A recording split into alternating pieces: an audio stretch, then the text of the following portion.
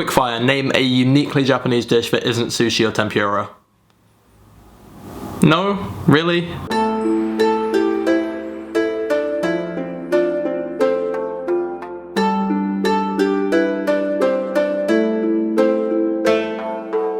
So as you can probably tell by the intro, this show's got a proper name now. I'm calling it Sugoidh, and I'm really happy with that. Somebody came up with it the other day and they said it just in passing, but I really want to use it. Like, I think it's a really good name, so I'm sticking with Sugoidh. For those of you that don't know, Sugoidh means awesome in Japanese. It's a little cliche, but I think it's pretty good. So, eating in Japan, the first thing that you've got to know is that before every meal, when everybody sits down, or even when people are just eating a snack, everybody says, well, if they're polite, they say itadakimasu, and they put their hands together like that. It pretty much means thank you for this meal, you know, I'm glad to have this, I appreciate this. It's like saying grace, but it's not religious. Typically, if you're eating with other people, you wait for everybody to get their meal, and then you all say together itadakimasu, and then you tuck in. So Japanese for meal is gohan, and breakfast is asa gohan. Some people might have ocha with their breakfast, which is green tea. A more generic term for tea is kocha. Now, when you're talking about food, this is when you start to see a lot of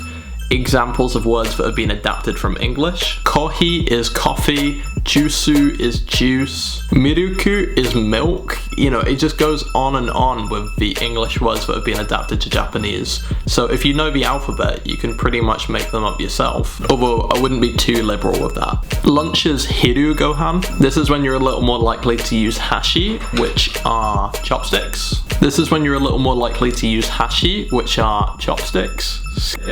You might have a bento box, which is a little Japanese lunchbox with little dividers in it. But once again, there are a lot of English adaptations that apply. So sandwichi is a sandwich. That brings us to dinner, which is ban gohan. Those of you that know a little Japanese will know that konbanwa, konbanwa means good evening. So ban means evening. And in fact, I think asa means morning and hiru means midday. So rather than breakfast, lunch and dinner, it's more like morning meal, midday meal and evening meal. Whilst if you're lucky, you might have sushi or tempura. You could also have other foods like curry and rice or Japanese salads. There's so much different food out there. You could have tendon, which is like little dumplings that are like fried, that are like wrapped in nori, which is seaweed. Ramen is a fan favorite from anybody who's been to Wagamama. When they eat foreign food in Japan, they tend to eat Italian food or French food, mainly Italian food because it's kind of like noodles, so it's quite familiar, and you can eat it really easily with chopsticks. Hashi. If you have a drink with your meal, you might have mizu, which is water, or you could equally have biru, which is beer, if you're over the age of 20, which is the legal drinking age in Japan, or sake, which is Japanese rice wine. And if you're going to drink something alcoholic, remember to clink glasses and say kanpai. Just before I finish, a couple little manners. First things first, if you've got a bowl of rice, it's okay to pick up a bowl and use your chopsticks.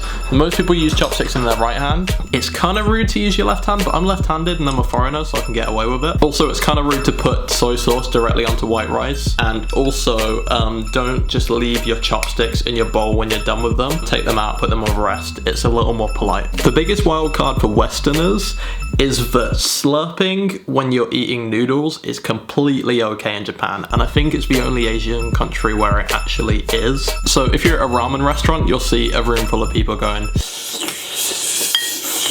how gross was that? But trust me, it's completely okay over there, and it's actually less gross than not slurping because you get less sauce everywhere. Finally, when you finished a meal, you say gochiso sama deshita. That is gochiso sama deshita. I say that slowly because every time somebody's tried to teach me it, they've said it really quickly. They've said gochiso sama deshita. It's kind of hard to learn, but it's worth it. If you take away anything from this video, just itadakimasu and gochiso sama deshita. There we go. Eating in Japan. Simple.